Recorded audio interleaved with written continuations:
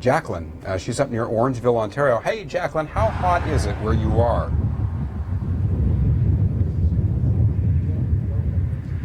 She's having trouble hearing us, but we'll just let her run.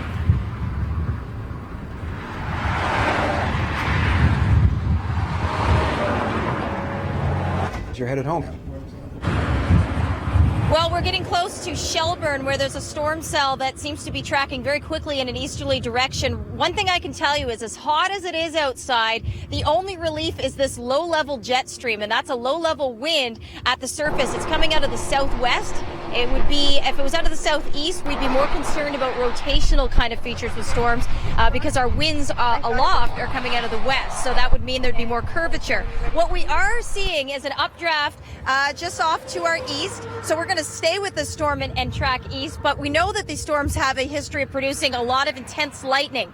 So we're going to keep a very safe distance from these storms, even if we get underneath the updraft. And we're going to stay in the car if there's any threat for lightning today. So we'll give you a visual as we get closer to the storm. For the Weather Network, I'm meteorologist Jaclyn Whittal.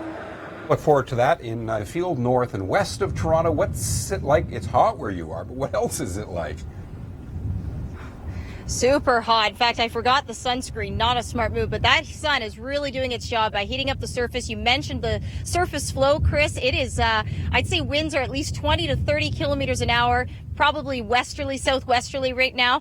I'm in Hockley, I think it's called. It's just near Alliston, just south of Alliston. We're going to head east and try and keep up with the storm that you see behind me, which seems to be weakening out the last maybe 10 minutes or so. But it had a real vigorous updraft on it earlier. Also, take note of the upper level flow. You can see the anvil blow off here. So all the winds certainly doing their part, but it is hot, it is sticky, and we are on the move to try and stay ahead of this storm. So we'll see what we come up with. And of course, keep a safe distance with the lightning danger today. I want to remind everybody to keep a safe distance. We'll be back in the car if it gets too dangerous. Okay, good. We'll check with you in just a couple of minutes. And also, Tropical is tracking down some of these storms to the north and west of the Toronto area.